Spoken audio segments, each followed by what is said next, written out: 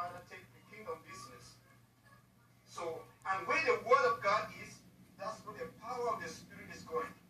The word and the purity of God, the holiness of God comes first, and then the word and the power. So, before power, there must be purity. Holiness.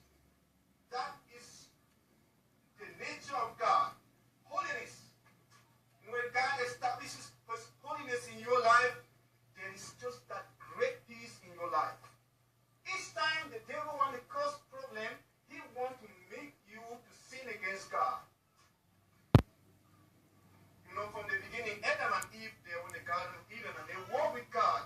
The Bible says God walked with them.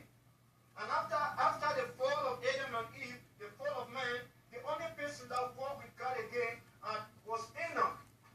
Enoch walked with God. Walking and talking, discussing with God. You can't imagine. Just talking with God, walking with Him. That is the joy of the whole thing about God. Enjoying the purity of God. If there's anything you're going to enjoy, it should be the holiness of God. I'm telling you, it's not the healing side. The only thing, the greatest thing you will enjoy is the holiness of God, the purity, the sanctity of God.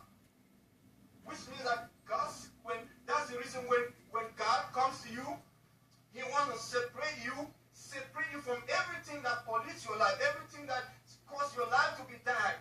He separates you from all that wickedness, unrighteousness, evil, iniquity, worldliness, and everything that causes darkness in your life. He separates you from those things, and He implants the purity of God in your heart.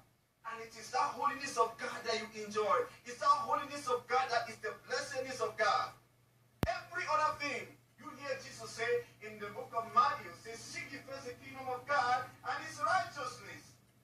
So you don't go seeking for the other thing first, seek first the righteousness of God.